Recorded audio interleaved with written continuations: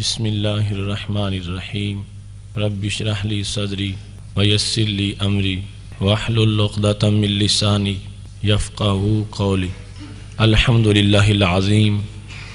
والصلاة والسلام علی من اختص بالخلق العظیم وعلی آلہ واصحابہ الذین قاموا بتأیید الدین القویم اما بعد فاعوذ باللہ من الشیطان الرجیم بسم اللہ الرحمن الرحیم فلا وربک لا یؤمنون حتی یحکموک فیما شجر بینہم ثم لا یجدوا فی انفسہم حرجا مما قضیت ویسلموا تسلیما صدق اللہ العظیم وصدق رسولہ النبی الکریم الامین ان اللہ وملائکتہ یصلون علی النبی یا ایہا الذین آمنوا صلوا علیہ وسلموا تسلیما الصلاۃ والسلام علیک یا سیدی یا رسول اللہ وعلی آلک واصحابک یا حبیب اللہ مولاي صل وسلم دائما ابدا علی حبیبک خیر الخلق کلہم هو الحبیب الذی ترجى شفاعته لكل هول من الأهوال مقتحم يا أكرم الخلق مالي من ألوذ به سواك عند حلول الحادث العمم ربي صل وسلم دائما أبدا على حبيبك خير الخلق كلهم اللہ تبارک و تعالی جل جلالہ وعم نوالہ واتم برہانہ وعظم شانہ کی حمد و ثنا اور حضور پر نور شافع یوم النشور اسوہ آدمیت محسن انسانیت قائد الانبیاء محبوب کبریاء احمد مجتبیٰ جناب محمد مصطفیٰ صلی اللہ علیہ وآلہ واصحابہ وبارک وسلم کے دربار گہر بار میں ہدیہ درود و سلام عرض کرنے کے بعد نہایت ہی محتشم علماء کرام معزز سامعین حضرات و خواتین رب ذوالجلال کے فضل اور توفیق سے ماہ رمضان المبارک کے سعادت افروز لمحات میں ادارہ صراط مستقیم کی طرف سے ہمیں آج فہم دین کورس کے 13ویں سبق میں شرکت کی سعادت حاصل ہو رہی ہے۔ میری دعا ہے خالق کائنات جل جلالہ ہمارا آج تک کا یہ علمی سفر اپنی بارگاہ میں قبول فرمائے اور ہمیں صحت و عافیت کے ساتھ اس کورس کی تکمیل کی توفیق عطا فرمائے۔ محتشم سامعین حضرات، ہماری آج کی گفتگو بڑے ہی اہم موضوع پر ہے، نظام مصطفیٰ صلی اللہ علیہ وآلہ وسلم کی بالادستی۔ میری دعا ہے خالق کائنات جل جلالہ ہمیں نظام مصطفیٰ صلی اللہ علیہ وسلم کی تعلیمات سمجھنے کی اور اپنے ملک میں اور پوری کائنات میں اس نظام کو نافذ کرنے کی توفیق عطا فرمائے۔ محتشم سامعین حضرات، آج ہم تاریخ کے جس نازک موڑ سے گزر رہے ہیں اور امت مسلمہ پر جتنے خطرات کے بادل منڈلا رہے ہیں اور صفحہ ہستی پر جس قدر امت مسلمہ کو ظلم و بربریت کا سامنا ہے، ایسے حالات میں ہماری نجات کے لیے اور دونوں جہاں میں سرخرو ہونے کے لیے یہ بڑا لازم ہے کہ ہم اس مقدس نظام کی بالادستی اور اس کے پیغام کو عام کریں، جس نظام نے کائنات میں سب سے بڑا انقلاب برپا کیا اور عرب کے ریگزاروں سے اس نظام نے جن بہاروں کا آغاز کیا تو پوری کائنات کو اس سے بہار آشنا کیا۔ رسول اکرم نور مجسم شفیع معظم صلی اللہ علیہ وآلہ وسلم نے مدینہ شریف کی سلطنت میں جس نظام کو پروان چڑھا کر پوری کائنات کا نظام بنایا، آج واقعی طور پر اگر ہمیں پھر امن و چاہت کی، امن و آشتی کی اور انسانی عظیم اقدار کی رفتوں کی ضرورت ہے تو ہمیں پھر اسی نظام کا سہارا لینا ہوگا جو کہ دنیا میں بھی انسانی زندگی کے بلند معیار کا ضامن ہے اور عقبہ میں بھی انسان کے لیے فردوس کے بالا خانوں کا ضامن ہے۔ قرآن مجید برہان رشید نے بار بار اس نظام کو بیان کیا ہے۔ پورا قرآن اسی نظام کے بیان کی کتاب ہے۔ رسول اکرم صلی اللہ علیہ وسلم کی احادیث تمام تر اسی کی تشریحات میں موجود ہیں۔ نظام مصطفیٰ صلی اللہ علیہ وآلہ وسلم یہ دین مصطفیٰ صلی اللہ علیہ وسلم کا تقریباً ایک مترادف نام ہے۔ نظام مصطفیٰ صلی اللہ علیہ وسلم کو بھی ہم اسی طرح ہی اس کی تشریح کر سکتے ہیں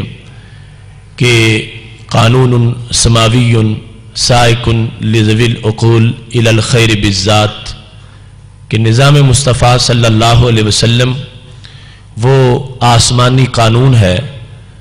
جو کہ انسانوں کی خیر کی طرف رہنمائی کرتا ہے، زندگی کے ہر شعبے کا رہبر ہے، زندگی کے ہر شعبے کا رہنما ہے، اور زندگی کے ہر شعبے میں انسان کی جو حقیقی بہتری ہے، جس کو کبھی انسان خود عقل سے سمجھتا ہے اور کبھی اس کی عقل سے وہ بہتری ماورا ہوتی ہے، اس تمام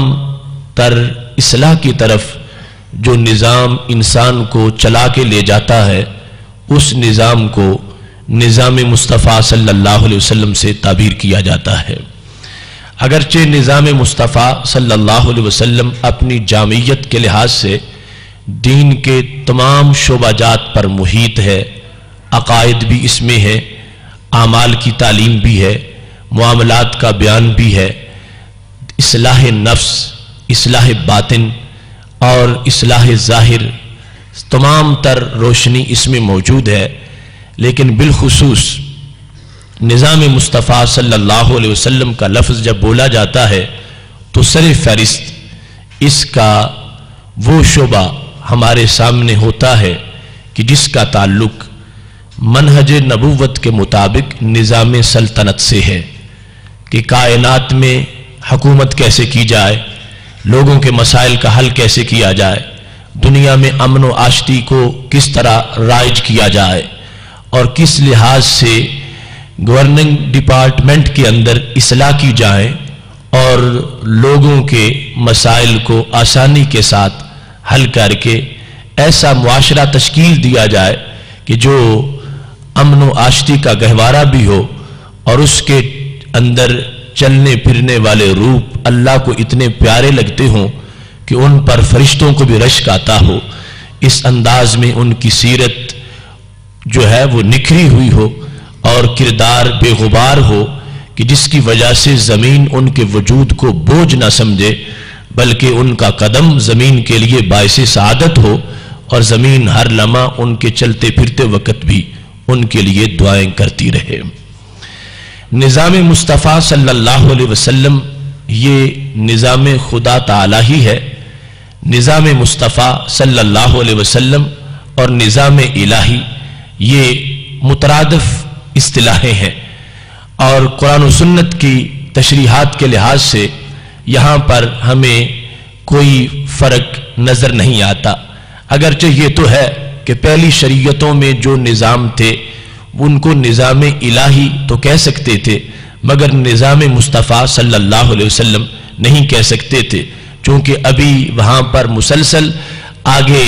سلسلہ جاری تھا کہ اس نظام کو مکمل کیا جا رہا تھا، اور انسان کی جو طبی عمر ہے اور انسانیت کا جو کلچر ہے اس کے لحاظ سے ابھی سوچ پروان چڑھ رہی تھی۔ لیکن اب آخری دین جب آ گیا تو اس وقت نظام الہی اور نظام مصطفیٰ صلی اللہ علیہ وسلم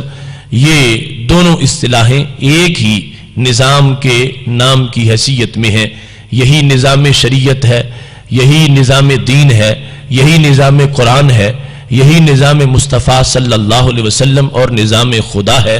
اور قرآن مجید برہان رشید نے ان کو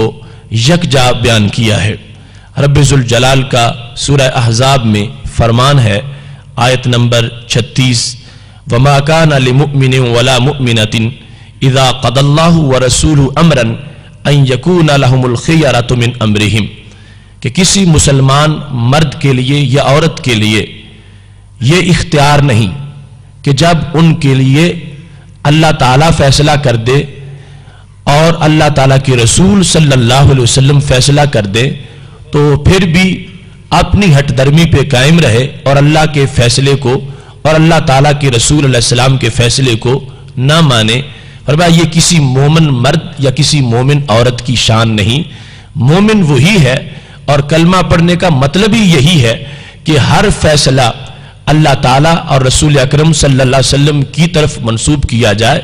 ان کی چاہت کے تابع اپنے آپ کو کر دیا جائے، جو وہ فیصلہ کرے اس کو ہی ایمان سمجھتے ہوئے سر تسلیم خم کر کے اس کو مانا جائے، یہ ایمان ہے۔ اور اس کے بعد جب یہ فیصلہ آ جائے تو اس کے بعد کوئی شخص اپنی طرف سے اپنی رائے پیش نہیں کر سکتا کہ مجھے یہ چیز اچھی لگتی ہے یا فلاں چیز اچھی لگتی ہے اور رب کا فیصلہ فلاں طرح کا آ گیا ہے، تو یہ پھر مومن کی شان نہیں کہ وہ تقسیم کرے۔ اس کے لیے ضروری ہے کہ وہ اللہ تعالیٰ اور رسول اکرم صلی اللہ علیہ وسلم کے فیصلے کے سامنے عقل کو قربان کرتے ہوئے، اگر عقل مانتی ہے پھر بھی مانے، اگر عقل تسلیم نہیں کرتی پھر بھی عقل کو ایمان کے تابع کر کے اس فیصلے کو تسلیم کرے۔ تو اس آیت کریمہ میں خالق کائنات جل جلالہ نے رسول اکرم صلی اللہ علیہ وسلم کے اسم شریف کو اپنے ساتھ ذکر کیا، اور اس انداز میں اذا قضى اللہ ورسولہ کہ فیصلے کی نسبت اپنی طرف بھی کی اور اپنے محبوب علیہ السلام کی طرف بھی کی کہ یہ دونوں، میرا فیصلہ وہی ہے جو میرے محبوب علیہ السلام کا ہے، اور جو ان کا فیصلہ ہے وہ میرا فیصلہ ہے، جو ان کی حکومت اور نظام ہے وہ میرا نظام ہے۔ تو خالق کائنات جل جلالہ نے اس انداز میں یہ تشریح ہمارے لیے کر دی کہ ان دو باتوں میں کوئی فرق نہ کیا جائے، نظام مصطفیٰ صلی اللہ علیہ وسلم وہ میرے نظام کی ہی بات ہے، اور یہ دونوں اصطلاحیں ایک ہی نظام کے بارے میں ہیں۔ ایسے ہی سورہ توبہ کے اندر آیت نمبر 62 ہے، خالق کائنات فرماتا ہے واللہ ورسولہ احق ان یرضوہ، اللہ تعالیٰ اور اللہ تعالیٰ کے رسول صلی اللہ علیہ وسلم کا زیادہ حق ہے کہ لوگ انہیں راضی کریں۔ اب اس مقام پر بھی خالق کائنات جل جلالہ نے رسول اکرم صلی اللہ علیہ وسلم کی رضا کو اپنی رضا کے ساتھ بیان کر کے نبی علیہ الصلوۃ والسلام کی جو حیثیت ہے شریعت میں اس کو واضح کیا، اور اس انداز میں کہ این یرضوہ، آگے ضمیر جمع کی استعمال نہیں کی، واحد کی تثنیہ کی۔ ویسے تو بظاہر چاہیے تھا این یرضوہما، کہ اللہ تعالیٰ اور اللہ تعالیٰ کے رسول صلی اللہ علیہ وسلم کا زیادہ حقدار ہے کہ لوگ ان دونوں کو راضی کریں، لیکن اللہ نے دونوں کی جگہ ضمیر ایک کی بنا دی کہ یہ دونوں رضائیں حقیقت میں ایک ہی رضا ہے، اور دونوں کا معاملہ ایک ہی طرح کا ہے، دونوں کے فیصلے، دونوں کی حکومت، دونوں کے نظام۔ تو خالق کائنات جل جلالہ نے واحد کی ضمیر استعمال کر کے لوگوں کو متوجہ کیا، ایک تو تم پر یہ بھی لازم ہے کہ تم یہ معیار چھوڑ دو کہ ہم یہ کام کریں تو ہمارا بھائی راضی ہو جائے, ہمارے محلے والے راضی ہو جائے, یا دنیا والے راضی ہو جائے. مخلوق کی, دیگر مخلوق کی رضا وہ ثانوی حیثیت میں رکھو. اصل اللہ تعالیٰ کی رضا اور رسول اکرم صلی اللہ علیہ وسلم کی رضا ہے. اپنے کاموں میں, اپنے فیصلوں میں, اپنی زندگی کے طریقے میں, اور کسی کی رضا کو معیار بنا کے اپنے آپ کو مت اس کے مطابق ڈھالو. بس یہ رضا ہے جو دو ذاتوں کی ہے اور ہے ایک رضا. اس کو معیار بنا کے اپنے آپ کو اس کے تابع کر کے زندگی گزارو گے تو اس زندگی کو کہا جائے گا کہ یہ نظام مصطفیٰ صلی اللہ علیہ وسلم کی چھاؤں میں گزاری جا رہی ہے. اس مقام پر آج جس وقت ہم نظام مصطفیٰ صلی اللہ علیہ وسلم کی بالادستی کے موضوع پر گفتگو کر رہے ہیں تو ابتدائی طور پر میں نے اس اصطلاح کی تھوڑی سی ڈیفینیشن اور تشریح کر دی. اب آگے یہ موضوع دو حصوں میں تقسیم ہو سکتا ہے, لیکن آج ہم اس پر ایک لحاظ سے گفتگو مکمل کریں گے انشاءاللہ تعالی. نظام مصطفیٰ صلی اللہ علیہ وسلم کی بالادستی, اس کا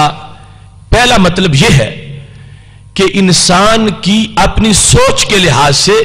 نظام مصطفیٰ صلی اللہ علیہ وسلم کی بالادستی, کہ نظام مصطفیٰ صلی اللہ علیہ وسلم کو اتنا عظیم سمجھے کہ جب بھی کہیں مقابلہ ہو جائے اس کی خواہش کا اور نظام مصطفیٰ صلی اللہ علیہ وسلم کا, تو مومن وہ ہے کہ جو اپنی خواہش کو قدموں تلے دبا دے اور نظام مصطفیٰ صلی اللہ علیہ وسلم کا جھنڈا بلند کر دے. روزانہ دنیا کے معاملات میں بہت سی صورتیں ہر روز بندے کو ایسی پیش آتی ہیں, تو مومن کی شان یہ ہے کہ اس کے ذہن پر نظام مصطفیٰ صلی اللہ علیہ وسلم کی بالادستی کی ایسی چھاپ موجود ہو, وہ کبھی بھی پرواہ نہ کرے کہ اس میں میرا اتنا نقصان ہو جائے گا, میں اتنا پیچھے رہ جاؤں گا. رب کعبہ کی قسم ہے, نظام مصطفیٰ صلی اللہ علیہ وسلم کی پابندی کی وجہ سے جو پیچھے رہتا ہے وہ حقیقت میں سب سے آگے گزر جاتا ہے. اور یہ روزانہ کا امتحان اس طرح ہے, مثال کے طور پر ایک بیع و شراء کا طریقہ ہے, اس کو رواج میں اس کو بہت زیادہ اچھا سمجھا جاتا ہے اور بڑی کمائی ہوتی ہے, اور دوسری طرف نظام مصطفیٰ صلی اللہ علیہ وسلم نے اس کو سود قرار دیا ہوا ہے, یا اس کو بیع باطل قرار دیا ہوا ہے, یا بیع فاسد قرار دیا ہوا ہے. تو اب مومن کی یہ شان ہے کہ وہ منافع نہیں دیکھے گا کہ کتنا منافع مجھے اس پہ ملتا ہے, وہ یہ دیکھے گا کہ نظام مصطفیٰ صلی اللہ علیہ وسلم بھی اس پر راضی ہے یا نہیں. اگر نظام مصطفیٰ صلی اللہ علیہ وسلم ناراض ہے, وہ سارے منافع چھوڑتا ہوا نظام مصطفیٰ صلی اللہ علیہ وسلم کا جھنڈا بلند کر لے گا. ایسے ہی معاشرے کے اندر کچھ تعلقات ہیں, کچھ سوسائٹیز کے ساتھ اس کے روابط ہیں, ایسے بہت سے معاملات ہر وقت بندے کے سامنے موجود ہوتے ہیں. ایک طرف اس کو اختیار کرنے سے بہت چمک ملتی ہے, اور دوسری طرف نظام مصطفیٰ صلی اللہ علیہ وسلم نے پابندی لگا رکھی ہے کہ میرا ماننے والا ادھر نہیں جا سکتا. تو مومن کی شان یہ ہے کہ اس عارضی چمک کو نہیں دیکھے گا, نظام مصطفیٰ صلی اللہ علیہ وسلم کی دائمی چمک کو دیکھتا ہوا جو اس کی خلاف ورزی ہے اس کی طرف خیال بھی نہیں کرے گا, اور سب کچھ چھوڑتا ہوا وہ نظام مصطفیٰ صلی اللہ علیہ وسلم کا علمبردار بن جائے گا. قرآن مجید برہان رشید میں بہت سی آیات اس بارے میں موجود ہیں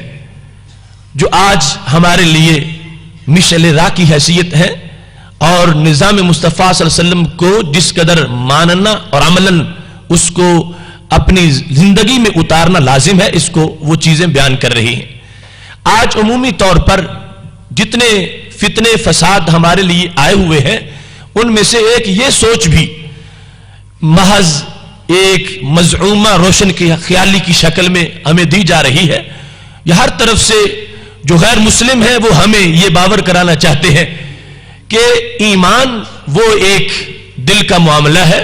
اور زبان سے تم توحید و رسالت کا اقرار کرتے رہو, باقی زندگی گزارنے میں جو تمہیں ضرورت ہے, ضروریات جتنی بھی ہے, وہ ایمان تمہیں کوئی مجبور نہیں کرتا, وہ تمہاری اپنی چاہت ہے. زندگی کے معاملے تم خود اپنی رائے سے بہتر ان کو تم انجام دے سکتے ہو. لہذا ایمان کو صرف اعتقاد تک, نظریے تک محدود رکھو, اور اپنی پریکٹیکل لائف میں تم جو زمانہ جس طرح چل رہا ہے تم بھی اسی طرح چلو. یہ ایک سوچ دی جا رہی ہے آج مسلم امہ کو. تو نظام مصطفیٰ صلی اللہ علیہ وسلم کی بالادستی جو پہلی جہت میں ہے, اس کا مطلب یہ ہے کہ انسان اپنے آپ کو اس بات کا پابند سمجھتا ہے کہ میں نے جو لا الہ الا اللہ محمد الرسول اللہ پڑھا اور میں نے اسلام کو قبول کیا، تو اس اسلام کا تعلق صرف میرے عقیدے کے ساتھ نہیں، اس کا تعلق میری پریکٹیکل لائف کے ساتھ بھی ہے۔ میرا اسلام خود ایسا نہیں ہو سکتا کہ وہ پرائیویٹ رہے اور میں اپنی زندگی اس سے علیحدہ گزارتا رہوں۔ اس بالادستی کو ماننے کا مطلب یہ ہے کہ اس مومن کو عملاً یہ ثابت کرنا پڑے گا کہ میں نے جو کلمہ پڑھا ہے پوری زندگی اس کے سائے تلے گزاروں گا۔ میرا کلمہ میری زندگی کے جس شعبے پر راضی ہوگا میں وہ شعبہ اپنی معیشت کے لیے اختیار کروں گا، اور میرا دین جس طرح اس معیشت کو چلانے کی مجھے تعلیم دیتا ہے اس کے مطابق میں اپنی زندگی کا کاروبار کروں گا۔ اگر اسلام میرے کسی معاہدے پر ناراض ہے، میرے کسی کاروبار پر ناراض ہے، میری زندگی کی کسی مصروفیت پر میرا دین اگر ناراض ہے، تو مومن کی یہ شان ہوگی کہ وہ کہے گا میں دین کو ناراض نہیں کر سکتا، دنیا اگر ناراض ہوتی ہے تو ہو جائے، میں اگر اپنی اقتصادی حالت میں کہیں پیچھے رہ جاتا ہوں تو رہ جاؤں، لیکن میرے کلمے کا یہ تقاضا ہے کہ یہ کلمہ میرے ایمان کا بھی امام ہے اور میری دنیا کا بھی امام ہے، میرے کاروبار کا بھی امام ہے۔ اس کو اسلام میں نظام مصطفیٰ صلی اللہ علیہ وسلم کی بالادستی سے تعبیر کیا جاتا ہے، اور یہ مومن کی حقیقی شان ہے جس کی بنیاد پر اس کو اپنے ایمان کی لذت محسوس ہوتی ہے۔ دوسری جہت کی بالادستی وہ موضوع ایک طویل موضوع ہے کہ ہم دنیا کے مختلف نظاموں کے مقابلے میں کمپیریٹیو سٹڈی سے یہ ثابت کریں کہ فلاں نظام کی فلاں شک کے مقابلے میں اسلام کی اس شک میں یہ عظمت موجود ہے، ہم ضمناً اس کا بھی ذکر کریں گے، لیکن یہ ابھی جو ابتدائی کام جس میں بعض جگہ نقب زنی ہو رہی ہے اور کمزوریاں ظاہر ہو رہی ہیں، جو خود انسان جب اپنی سوچ پر اس نظام کی بالادستی کو عملاً مان لے گا اسے خود سمجھ آ جائے گی کہ کائنات کا ہر نظام جو بندوں کا بنایا ہوا ہے اس پر اللہ کی اس نظام کی یقیناً برتری اور فوقیت موجود ہے۔ قرآن مجید برہان رشید میں رب ذوالجلال کا فرمان ہے، سورہ نساء آیت نمبر 65، فرمایا فَلَا وَرَبِّكَ لَا يُؤْمِنُونَ حَتَّى يُحَكِّمُوكَ فِيمَا شَجَرَ بَيْنَهُمْ۔ محبوب مجھے تمہارے رب کی قسم، لوگ اس وقت تک مومن نہیں ہو سکتے، اس وقت تک ان کا ایمان صحیح نہیں ہو سکتا، حتی یحکموک، یہاں تک کہ وہ تجھے اپنا حاکم تسلیم نہ کر لیں۔ تمہاری حکومت کو، تمہارے فیصلے کو جب تک وہ تسلیم نہ کر لیں، فیما شاجر بینہم، ان جھگڑوں میں جو ان کے اندر موجود ہے، یعنی جب ایک اختلاف آ گیا اور جھگڑا ہو گیا کہ یہ کام کرنا ہے یا نہیں کرنا، یا آپس میں کسی معاملے کے اندر جھگڑا ہو گیا، ایک اس کا حل اسلام میں ہے اور دوسرا اس کا حل سوشلزم میں ہے، تو فرمایا مومن اس وقت تک کوئی نہیں ہو سکے گا جب تک اس کے اسلامی حل کو اپنے دین کا حصہ نہیں سمجھے گا۔ رسول اکرم نور مجسم شفیع معظم صلی اللہ علیہ وسلم کی ذات کو رب ذوالجلال نے آپ کی حاکمیت کو اس انداز میں واضح کر دیا کہ جس طرح تمہیں رسول ماننا کلمہ گو کے لیے لازم ہے کہ اس وقت تک وہ مومن نہیں ہو سکتا جب تک تمہیں رسول تسلیم نہ کرے، فرمایا ایسے ہی اس پر یہ لازم ہے حتی یحکموک، جب تک تجھے حاکم نہ مان لے اس وقت تک بھی مومن نہیں ہو سکتا۔ مومن وہ ہوگا جو تمہاری حکومت کو، تمہارے نظام کو، تمہارے فیصلے کو تسلیم کرے گا، اس کو ایمان ملے گا۔ فیما شجر بینہم، ان جھگڑوں میں جو ان کے آپس میں ہوتے ہیں، ثم لا یجدوا فی انفسہم حرجا مما قضیت، فرمایا پہلے ماننا اور اس کے بعد یہ بھی دھیان رکھنا کہ کوئی فیصلہ بظاہر کسی کے خلاف ہو گیا ہے لیکن وہ فیصلہ شریعت کا فیصلہ ہے، اس میں بندے کا نقصان ہوا ہے، تو نظام مصطفیٰ صلی اللہ علیہ وسلم کی بالادستی کو ماننے کا مطلب یہ ہے، اللہ فرماتا ہے ثم لا یجدوا فی انفسہم حرجا، اس فیصلے کے بعد ذہن میں خیال ہی نہیں آنا چاہیے کہ یہ نقصان میرا اسلام نے کر دیا ہے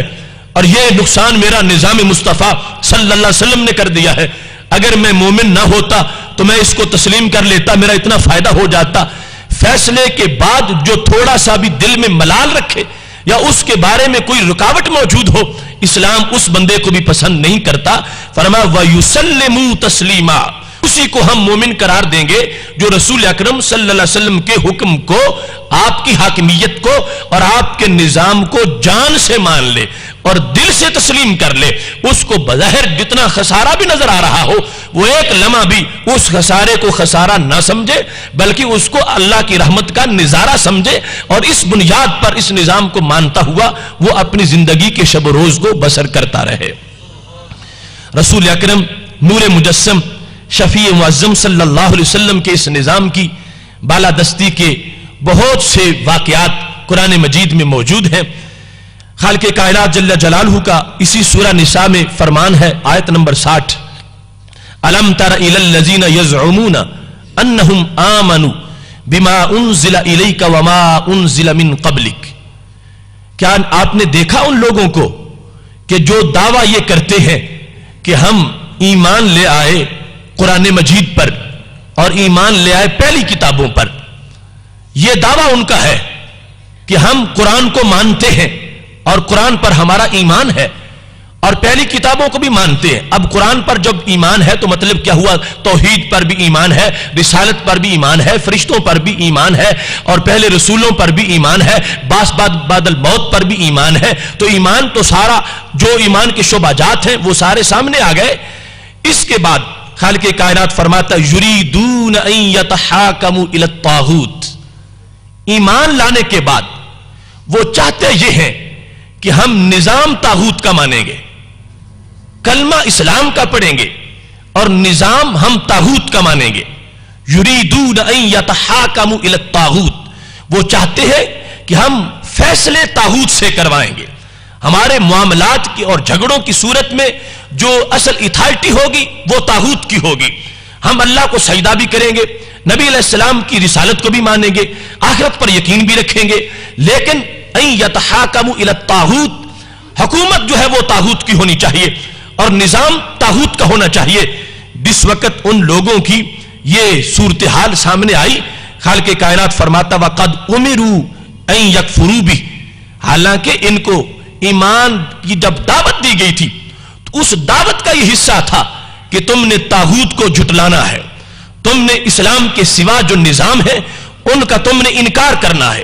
اس توحید کو ماننے کا تقاضا ہی یہ ہے کہ حکم اللہ کا مانا جائے اور حکم رسول اللہ علیہ السلام کا مانا جائے. اب بھی جو قرآن پر ایمان لا کے دعویٰ یہ کرتا ہے کہ میں ایماندار ہوں، میں نے کلمہ پڑھ لیا ہے، لیکن حکومت جو ہے وہ میں اور کسی کی مانوں گا، طاغوت کی مان لوں گا، خالق کائنات جل جلالہ اس کے ایمان کو مسترد کر رہا ہے. اور رب کائنات فرماتا ہے کہ اس مقام پر یرید الشیطان ان یضلہم ضلالا بعیدا. جن لوگوں نے یہ تقسیم بنا رکھی ہے کہ اسلام ایک عقیدہ ہے اور پریکٹیکل لائف ہم خود اپنی سوچ کے مطابق گزاریں گے، اللہ فرماتا ہے ان لوگوں کو شیطان نے گمراہ کر دیا ہے.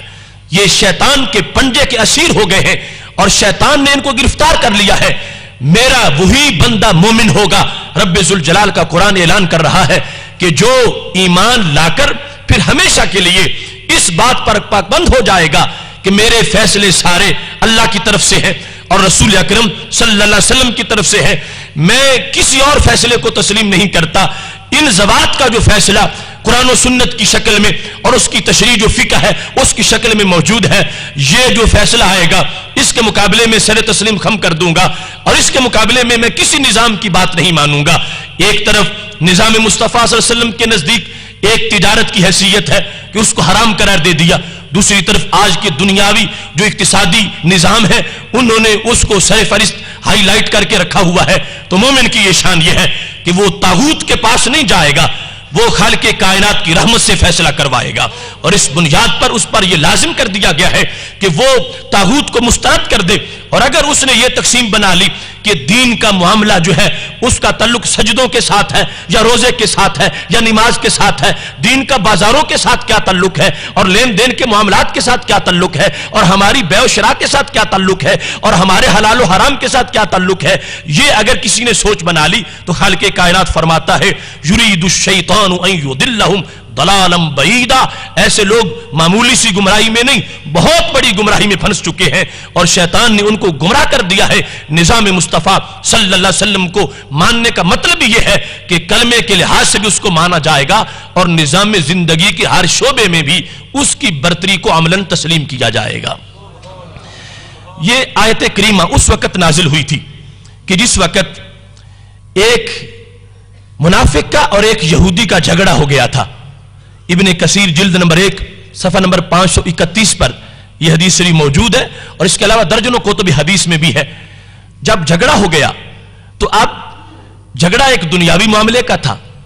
اس کا تعلق براہ راست نماز روزے کے ساتھ نہیں تھا۔ جس وقت ایسا جھگڑا ہوا تو یہودی یہ کہنے لگا بینی و بینک محمد صلی اللہ علیہ وسلم کہ تو کلمہ گو ہے، میرا اور تیرا فیصلہ حضرت محمد مصطفیٰ صلی اللہ علیہ وسلم کریں گے۔ لیکن وہ منافق کہنے لگا بینی و بینک کعب بن اشرف، میرا اور تیرا فیصلہ کعب بن اشرف کرے گا۔ کعب بن اشرف جو بہت بڑا موذی انسان تھا، جس کو صحابہ کرام علیہم رضوان نے واصل جہنم کیا، وہ یہودی تو رسول اکرم صلی اللہ علیہ وسلم کا نام لے رہا ہے، اور یہ جو بظاہر کلمہ گو ہے یہ کہتا ہے کہ میں اس سے فیصلہ کرواؤں گا۔ اب جب یہ صورتحال سامنے آئی تو خالق کائنات نے یہ آیت نازل کر دی کہ یہ جو اس طرح کا کلمہ پڑھتا ہے ہم اس کے کلمے کا اعتبار نہیں کرتے۔ اس کا سجدہ کیسا سجدہ ہے کہ جو ہمارے نبی علیہ السلام کی حکم کو ہی تسلیم نہیں کرتا اور حکومت اور فیصلے کہیں اور سے کرواتا ہے۔ تو اس بنیاد پر قرآن و سنت کو چھوڑ کر، قرآن و سنت سے مراد قرآن و سنت کی تشریحات جو فقہ حنفی کی شکل میں یا فقہ اسلامی میں موجود ہے، قرآن و سنت ہی کی وضاحتیں ہیں۔ قرآن و سنت کو چھوڑ کر کسی اور نظام کی طرف چلے جانا یہ طاغوت کی طرف جانا ہے، طاغوت کو مان لینا ہے اور طاغوت کو تسلیم کر لینا ہے۔ خالق کائنات جل جلالہ نے لازم کر دیا ہے کہ نظام مصطفیٰ صلی اللہ علیہ وسلم کی بالادستی کا تقاضا یہ ہے کہ تم اپنے دنیاوی معاملات میں بھی کسی اور طرف نہیں دیکھ سکتے، تم ادھر ہی دیکھو گے، اور یہی نظام تمہاری کمی پوری کرے گا، اور یہی نظام تمہاری ہر موڑ پر رہنمائی کرے گا۔ اور اتنا بہترین نظام ہے، بچے کی ولادت سے پہلے سے لے کر اس کے قبر میں چلے جانے کے بعد تک بھی اپنے راہی کی رہنمائی کرتا رہے گا۔ اس بنیاد پر خالق کائنات جل جلالہ کا یہ فرمان سورہ مائدہ آیت نمبر 50 میں موجود ہے۔ فرمایا افحکم الجاہلیت یبغون فمن احسن من اللہ حکما لقوم یوقنون۔ فرمایا اب بھی لوگ جاہلیت والا حکم ڈھونڈتے ہیں کہ جب معاملات کی باری آتی ہے تو کہتے ہیں یہ رسم اس طرح ہے، چونکہ یہ رواج اس طرح ہے، چونکہ اب اس وقت یہودی یہ کر رہے ہیں اور اس وقت ہندو یہ کر رہے ہیں، اور اس وقت امریکہ میں چونکہ یہ ہو رہا ہے، اور چونکہ فلاں جگہ یہ نظام رائج ہے۔ افحکم الجاہلیت یبغون، اللہ فرماتا ہے کہ اب بھی جاہلیت والی باتیں کرتے ہیں اور وہ نظام تلاش کرتے ہیں۔ ومن احسن من اللہ حکما لقوم یوقنون، فرمایا یقین والوں کے لیے اللہ کی حکومت کے سامنے کس کی حکومت ہو سکتی ہے، اور اللہ کے حکم کے مقابلے میں کون سا حکم ہو سکتا ہے۔ لہذا یہاں معیار عقل کو محض نہیں رکھا گیا، عقل کو سمجھ آئے یا نہ سمجھ آئے، یقین والوں کی شان یہ ہے وہ اللہ کے حکم کے سامنے دم نہیں ماریں گے۔ جو اللہ کا فیصلہ ہے کہ یہ چیز حلال ہے، یہ حرام ہے، یہ اچھی ہے، یہ بری ہے، یہ خوبصورت ہے، یہ بدصورت ہے، اس مومن کی شان یہ ہے، اس کا ایمان تب ایمان ہوگا اللہ کے معیار کو یہ معیار سمجھے، اپنی عقل کو اس کے تابع رکھتے ہوئے اپنی زندگی کی ہر گھڑی اس نظام کے مطابق بسر کرتا رہے۔ خالق کائنات جل جلالہ نے یہ سورہ شورى میں ارشاد فرمایا ہے وَمَا اخْتَلَفْتُمْ فِيهِ مِنْ شَيْءٍ فَحُكْمُهُ إِلَى اللَّهِ، جب بھی تمہیں اختلاف تمہارے سامنے آ جائے کہ یہ کام کرنا چاہیے یا نہیں کرنا چاہیے،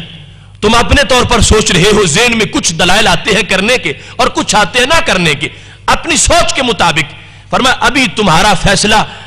ذہن پر نہیں رکھا جائے گا، حکمہ الی اللہ، قرآن سے پوچھو، سنت سے پوچھو،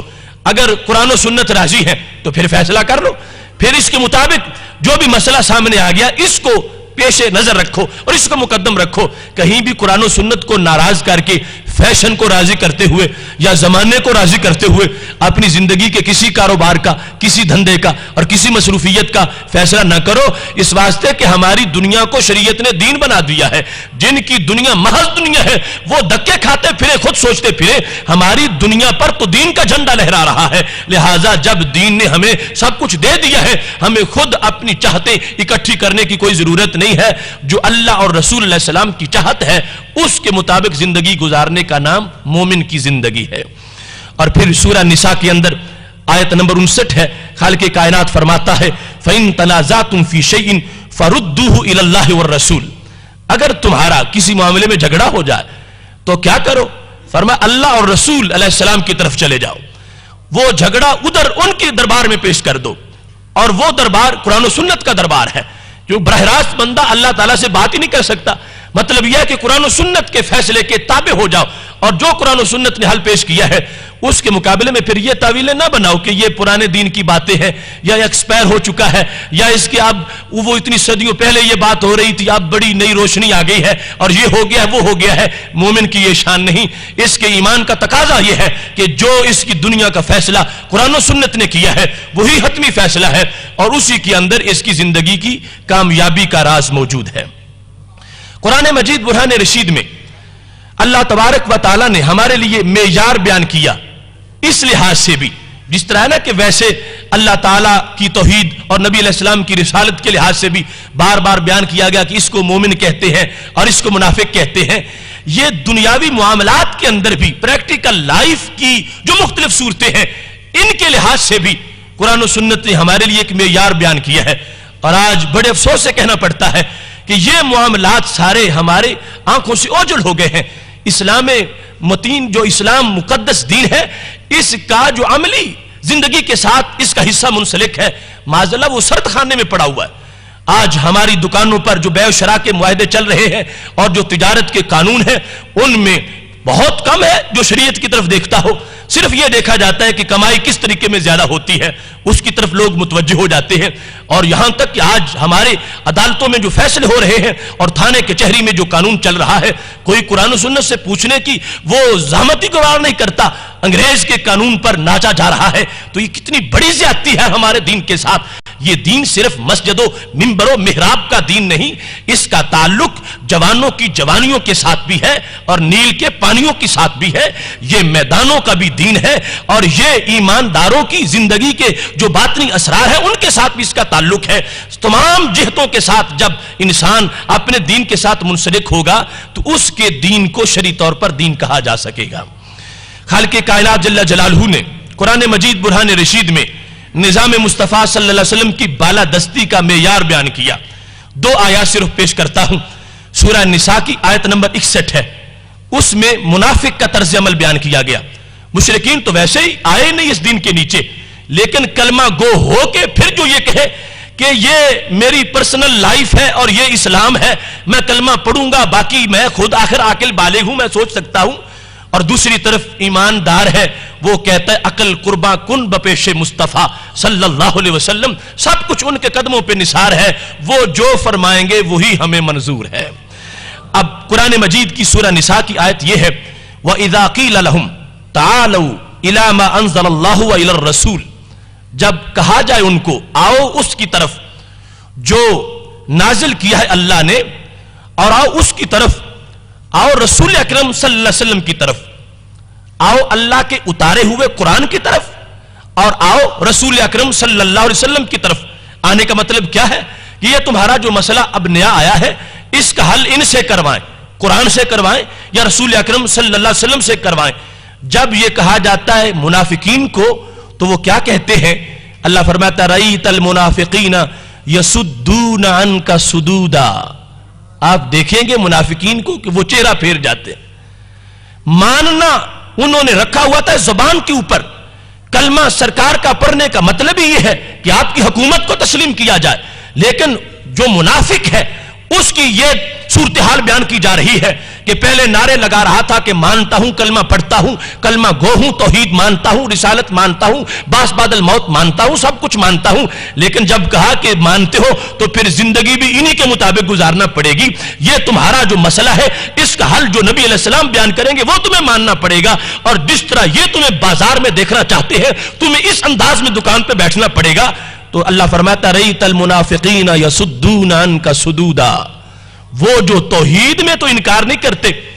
اگرچہ دل سے نہیں مانتے مگر زبان سے تو اقرار کرتے ہیں، رسالت کا بھی زبان سے اقرار کرتے ہیں، مگر نظام کو ماننا کتنا مشکل ہے، چونکہ اس کا تعلق براہ راست زندگی پر ہے اور فوراً ضرب پڑتی ہے، کاروبار میں مندہ محسوس ہونے لگتا ہے اور انسان سمجھتا ہے کہ میں تو پیسے کی دوڑ میں پیچھے رہ رہا ہوں۔ فرمایا رَأَيْتَ الْمُنَافِقِينَ يَصُدُّونَ عَنْكَ صُدُودًا،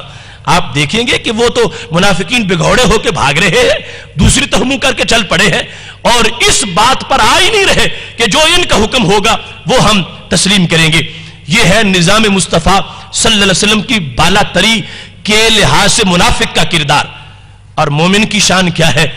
سورہ النور کی آیت نمبر 51 ہے، رب ذوالجلال فرماتا ہے انما کان قول المؤمنین اذا دعوا الی اللہ ورسولہ لیحکم بینہم ان یقولوا سمعنا واطعنا۔ فرمایا مومنوں کی شان یہ ہے کہ جب ان کو بلایا جائے اللہ تعالیٰ کی طرف اور اللہ تعالیٰ کے رسول صلی اللہ علیہ وسلم کی طرف، چونکہ دونوں کا معاملہ تو ایک ہی ہے، یہ آج کچھ لوگ تقسیم کر رہے ہیں، یہاں بار بار اللہ تعالیٰ کی طرف اور اللہ تعالیٰ کی رسول صلی اللہ علیہ وسلم کی طرف لیحکم بینہم، تاکہ یہ دونوں ذاتیں فیصلہ کر دیں۔ اور یہاں بھی وہی قانون ہے، حالانکہ لغت اور گرامر کے لحاظ سے چاہیے تھا لیحکما، تاکہ اللہ تعالیٰ اور رسول صلی اللہ علیہ وسلم دونوں اس کا فیصلہ کریں، لیکن قرآن نے کہا لیحکما کہ فیصلہ ہے جب ایک تو دو بنانے کی ضرورت کیا ہے، دونوں کی ضمیر لانے کی ضرورت کیا ہے؟ لیحکما، دونوں کا فیصلہ ایک ہی فیصلہ ہے، دونوں کے دربار کی حیثیت ایک ہے، نبی علیہ السلام اللہ ہی کے تو نمائندہ ہیں، لیحکم بینہم، تاکہ رسول اکرم صلی اللہ علیہ وسلم ان کا فیصلہ کر دیں۔ ان یقولوا سمعنا واطعنا، یہ ہے جو شروع میں کہا کہ مومن کا یہ نعرہ ہوتا ہے، کیا؟ سنا اور مان لیا،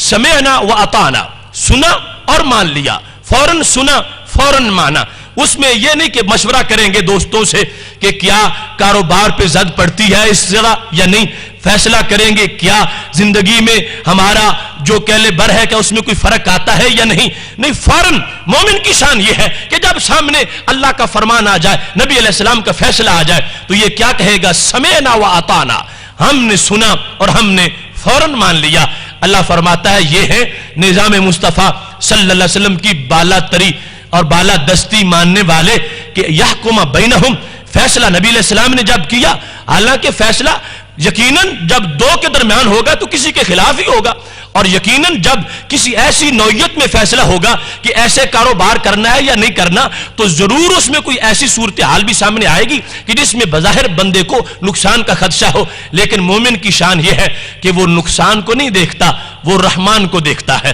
اور وہ نقصان کو نہیں دیکھتا، وہ اپنے نبی علیہ السلام کے فرمان کو دیکھتا ہے اور اس کو دیکھتے ہوئے زندگی گزارتا ہے۔ تو کیا اس کو نقصان ہوگا؟ اللہ فرماتا ہے وَأُولَئِكَ هُمُ الْمُفْلِحُونَ،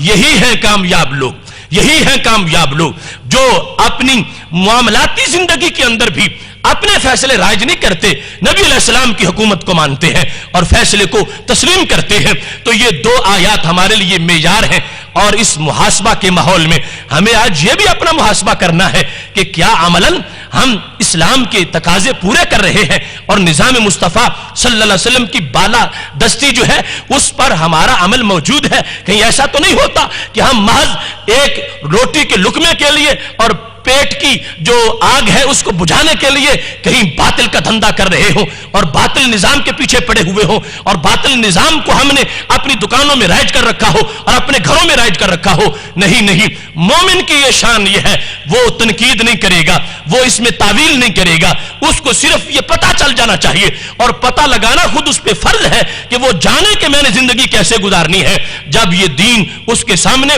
نظام مصطفیٰ صلی اللہ علیہ وسلم کی یہ حکم کی صورت میں سامنے تشریح آ جائے گی، مومن کی شان ہے فوراً سر تسلیم خم کرتا ہوا نہیں دیکھے گا کہ نقصان ہوتا ہے یا فائدہ ہوتا ہے، وہ یہ دیکھتے ہوئے کہ میرے رب نے میری طرف حکم بھیج دیا ہے اور میرے نبی علیہ السلام کا فرمان ہو تو مجھے اور کیا چاہیے؟ زندگی کی چند گھڑیاں ہیں، روکی سوکی کھا کے گزار لوں گا، مگر کبھی بھی اپنے محبوب علیہ السلام کو ناراض نہیں کروں گا۔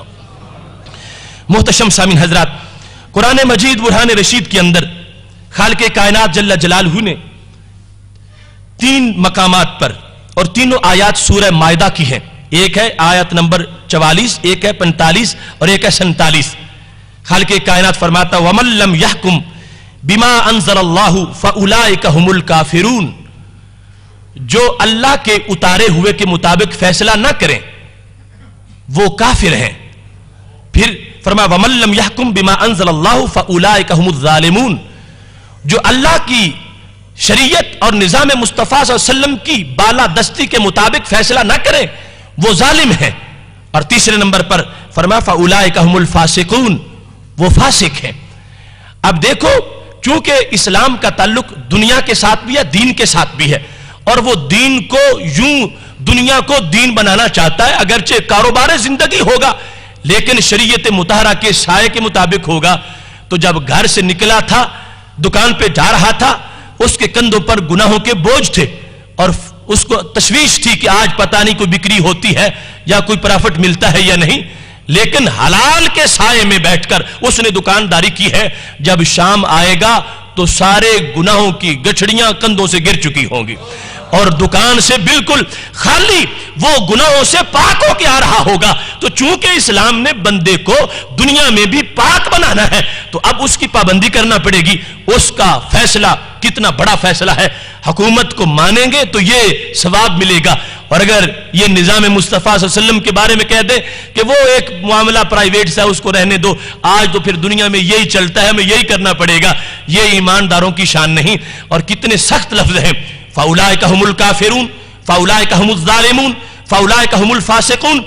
ये उन लोगों के बारे में है कि जो दीन में आए और फिर इस हुकूमत को नहीं माना, दीन में आए और निजाम मुस्तफ़ा सल्लल्लाहु अलैहि वसल्लम को नहीं माना। क्योंकि यहां पर जो पीछे जिक्र है असल में वो है उन यहूदियों का जिन्होंने ये जो जिना की सजा है रजम, कि जो शादीशुदा जिना करे तो उसको संसार किया जाए, इसको अपनी किताब से छुपाने की कोशिश की कि हम सिर्फ चेहरा स्याह कर देंगे, उसको गधे पर बिठा देंगे। तो खालिक कायनात ने फरमाया मैं तुम्हारे ऐसे दीन को नहीं देखूंगा कि जिसमें तुम सजदे तो मुझे करो मगर मेरी हुदूद को तुम ना मानो। मल्लम यहकुम बिमा अंज़लल्लाह फउलाइका हुमुल काफिरून, अगर तुमने मेरे हुदूद के निजाम को छोड़ दिया और इन बातों को तुमने पसे पुश डाल दिया, तुमने क्या मेरी तौहीद को माना। मेरी तौहीद के मानने का ताल्लुक यह है कि हुकूमत भी मेरी मानी जाए, हुकूमत और चुदराहट तुम किसी और की रखो और चुदराहट के तहत अपने फैसले करो और कलमा मेरा पढ़ो। फरमाया ऐसा नहीं है। अब यहां बज़ाहिर अल्फाज में बड़ा फर्क है, काफिर होना ये बहुत बड़ा खसारा है, और एक जगह फरमाया जो बिमा अंज़लल्लाह के मुताबिक हुकूमत नहीं करता, फैसला नहीं करता और हुक्म वसूल नहीं करता वो काफिर है, और दूसरे मकाम पर फरमा दिया वो जालिम है और फिर फासिक है। तो इन आयात में बज़ाहिर इख्तिलाफ महसूस होता है। काफिर होना तो बहुत ज्यादा खसारा है, वो तो जहन्नमी बन गया, दायमी जहन्नमी बन गया, और जो जालिम है या फासिक है, जालिम आम दर्जे का, उसके बारे में है कि सजा मिलेगी गुनाह की, फिर जन्नत में आ जाएगा। तो इन आयात का मतलब क्या हुआ? हजरत इक्रमा रदियल्लाहु ताला अन्हु माना बयान करते हैं मन लम यहकुम बिमा अंज़लल्लाहु जाहिदन फकद कफरा, कि अल्लाह के हुक्म के मुताबिक फैसला ना करना, इसकी दो सूरतें हैं। एक यह है कि दिल से ही इनकार करना कि यह फैसला दुरुस्त ही नहीं अल्लाह का, यह निजाम मुस्तफ़ा सल्लल्लाहु अलैहि वसल्लम का फैसला दुरुस्त ही नहीं, दिल से इनकार कर जाना। और एक है दिल से तो मानना मगर अमलन इनकार कर जाना। अगर कोई शख्स दिल से ही मुनकिर है कि कुरान मजीद के अंदर यह चोर की जो सजा है यह सजा माज़ल्लाह जालिमाना है, तो वो शख्स पक्का काफिर है, उसके कुफर में कोई शक नहीं। हुदूद के लिहाज से जितने भी अहकाम के मामलात है, जो दिल से इनकार करने वाला है और उसने इसको इनकार कर दिया तो वो दिल के इनकार के लिहाज से काफिरून का हुक्म है। और अगर दिल से इनकार ना हो, अमलन इनकार हो, वैसे इनकार हो, तो फिर उसके बारे में जालिमून का हुक्म है और फासिकून का हुक्म है। तो इस बुनियाद पर हमें आज ये भी अपना मुहासबा करना चाहिए कि खालिक कायनात जल्ल जलालहू हमें कुफर से भी बचाए और अल्लाह तबारक व तआला हमें जुल्म और फिस्क से भी बचाए। ये जहां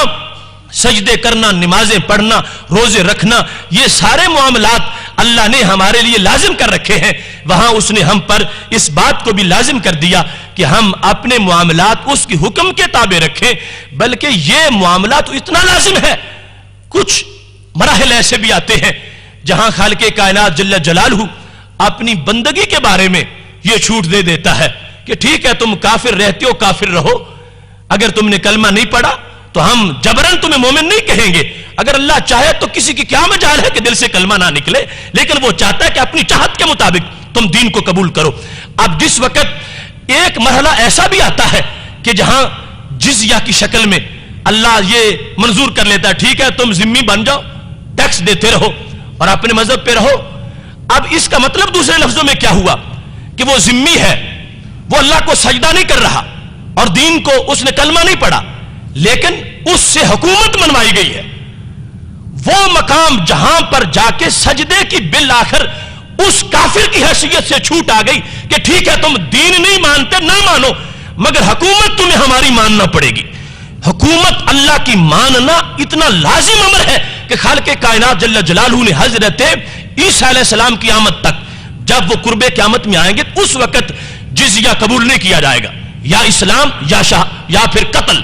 یہ فیصلہ ہوگا. لیکن آج ایک شخص اگر مسلم حکومت اس جگہ پہ قبضہ کر لیتی ہے تو اس کافر نے اگر کلمہ نہیں پڑھا تو اس نے حکومت کو مان لیا, ٹھیک ہے میں ٹیکس دوں گا, میں عاجز بن کے رہوں گا, میں کر کے نہیں چلوں گا, اس کو ذمہ قرار دے دیا جائے گا. تو اب اس کے خون کو تحفظ دے دیا گیا, اور یہاں تک کہ نبی علیہ السلام نے فرما دیا جس نے اس کو مارا قیامت کے دن اس کا کیس اللہ کے دربار میں لڑوں گا.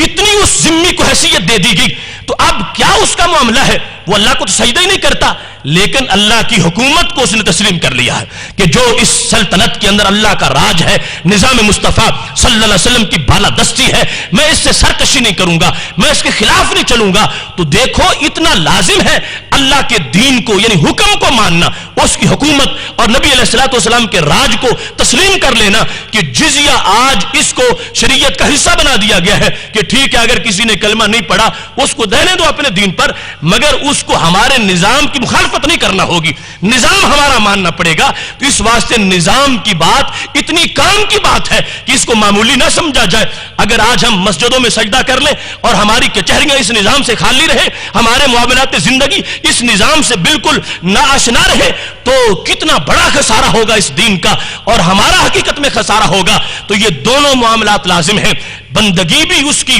بہت لازم ہے, اور سجدہ کرنا, روزہ رکھنا, اور اس کی جو حکومت ہے وہ جو چاہتا ہے کہ کسی اور کی نہ چلے میری چلے, یہ میرے بندے ہیں, ان کی گردنوں پر میرا راج ہو, میری حکومت ہو, یہ مانے میری حکومت کو. یہ خالق کائنات جل جلالہ کے نظام کی بالادستی کا وہ معیار ہے کہ جس پر بڑی توجہ کی ضرورت ہے. آج یعنی انسان ایک جو ہے وہ بے رحمی کا شکار ہوتا جا رہا ہے, اور شتر بے مہار کی طرح اس کو سمجھتا کہ شاید بہت سے تو وہ باغی ہیں جو نماز اور روزے کی طرف آتے ہی نہیں, اور جو نماز اور روزے کی طرف آ چکے ہیں ان میں سے کچھ کو بھول لگی ہوئی ہے کہ شاید یہ ہم نے دین کا معاملہ مکمل کر لیا. دین کی شعبہ جات کی حکومت کا تقاضا یہ ہے کہ وہ صوفی, وہ سالک, وہ تہجد گزار جو تہجد تو پڑھتا ہے مگر نظام مصطفیٰ صلی اللہ علیہ وسلم کی بالا دستی کے لحاظ سے اس کا کوئی کردار نہیں, یا اس کے مخالفت میں چل نکلتا ہے, اور نبی علیہ السلام کے فیصلہ جو بیع و شراء کے بارے میں ہے, نظام زندگی کے بارے میں ہے, اگر اس کو ترک کر دیتا ہے تو اس کو اس کا بڑا شدید خمیازہ بھگتنا پڑے گا. دین متی کو ماننے کا نام یہ ہے کہ عمل, معاملات, عقیدہ ہر لحاظ سے نبی علیہ الصلوۃ والسلام کے فیصلے کو تسلیم کر لیا جائے. اس سلسلہ میں بڑی عجیب بات بخاری شریف میں ہے. جس وقت رسول اکرم صلی اللہ علیہ وسلم نے مدینہ شریف سے دنیا کے مختلف ممالک کے بادشاہوں کو خطوط لکھے تھے, تو ان میں ایک خط ہرقل کو بھی لکھا گیا تھا. اس خط کی عبارت یہ تھی, بسم اللہ الرحمن الرحیم, من محمد عبد اللہ ورسولہ الی ہرقل عظیم الروم, کہ یہ خط محمد صلی اللہ علیہ وسلم جو اللہ کے بندے ہیں اور رسول ہیں ان کی طرف سے عظیم روم کے نام ہے. اور آگے اس میں عبارت لکھ دی, دعوت اسلام دے دی. اب اس کے شروع میں جو اس وقت رائج تھا لقب وہ تھا ملک روم. عظیم روم اس کو کوئی نہیں کہتا تھا, ملک روم کہا جاتا تھا. ملک بسرا, ملک بحرین, ملک روم, روم کا مالک, روم کا بادشاہ, روم کی سلطنت کا فرما روا, ملک روم یہ اصطلاح تھی. مگر رسول اکرم صلی اللہ علیہ وسلم نے اس کو ملک روم کہہ کے خط نہیں لکھا, یہاں تک کہ ہرقل کے بھائی کو اتنا غصہ آیا کہ اس نے خط پھاڑنے کی کوشش کی کہ دیکھو انہوں نے خط میں تمہارا لقب ہی صحیح نہیں لکھا. ملک تمہیں مان ہی نہیں رہے, ملک لکھ ہی رہے. اور ہرکل نے وہ خط پکڑ لیا اور اس کو پڑھا. اب اس مقام پر محدثین نے بحث کی ہے کہ آخر وجہ کیا تھی کہ رسول اکرم صلی اللہ علیہ وسلم نے ملک کیوں نہیں کہا. حالانکہ تبلیغ کا ایک یہ طریقہ بھی ہے کہ نرمی برتی جائے. تو نرمی کا مطلب یہ تھا کہ جس لقب سے وہ خوش ہوتا ہے وہ لکھا جائے, کہ وہ بات کو سنے تو صحیح. تو رسول اکرم صلی اللہ علیہ وسلم نے ملک نہیں لکھا. تمام محدثین اور شارحین بخاری نے اس کا جواب دیا کہ ٹھیک ہے, تبلیغ میں نرمی تو ضرور چاہیے, لیکن ایسی نرمی بھی نہیں چاہیے کہ جس نرمی کی وجہ سے اصل دین ہی بدل جائے. رسول اکرم صلی اللہ علیہ وسلم نے دونوں معاملات سامنے رکھے ہیں. ملک نہیں لکھا اور نرمی کرتے ہوئے عظیم لکھ دیا ہے. عظیم روم. عظیم روم کا مطلب کیا ہے کہ روم کے لوگ جس کی تعظیم کرتے ہیں, روم کے لوگوں نے جس کو اپنا بڑا بنایا ہوا ہے, میں اس کو خط لکھ رہا ہوں. اور ملک روم کا مطلب بنتا ہے روم کی زمین کا مالک. حضرت علامہ بدر الدین عینی رحمۃ اللہ علیہ نے بخاری شریف کی شرح عمدۃ القاری کے اندر جلد نمبر 1 صفحہ نمبر 159 پر اس کا جواب لکھا. اور ایسے ہی ارشاد الساری میں اور ایسے ہی فتح الباری کے اندر یہ جوابات موجود ہیں. کیوں نہیں لکھا اس کو ملک روم؟ کہتے لأنه معزول عن الحکم بحکم دین الاسلام, کہ اسلام نے آ کر اس کو حکومت سے معزول کر دیا تھا. اسلام کے آ جانے کے بعد صرف وہی ملک کہلائے گا جس کو اسلام ملک بنائے گا, اور اسلام جس کو ملک نہیں بنائے گا وہ حقدار نہیں کہ اس کو زمین کا مالک کہا جائے. زمین اللہ کی ہے اور اللہ تعالیٰ کے رسول علیہ السلام کی ہے. واضح طور پر سرکار کے لفظ ہے وَعْلَمُوا أَنَّ الْأَرْضَ لِلَّهِ وَرَسُولِهِ, لوگوں جان لو یہ زمین میرے اللہ کی ہے اور میری ہے, اس پر میرا راج چلے گا, اور ہم کسی کو ملک تسلیم نہیں کرتے.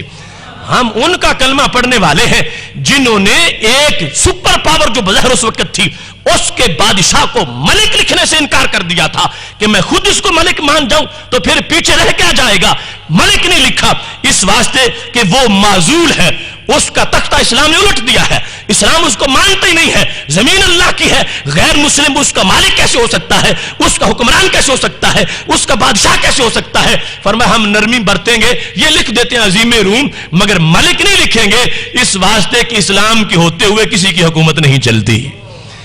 اب دیکھو کتنا معاملہ بگڑ گیا.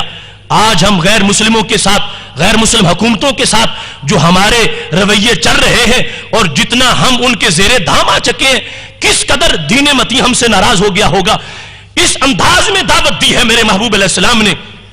اسلموا تسلموا, اسلام مان لو تو بچ جاؤ گے ورنہ ہم تمہارے گردن اتاریں گے.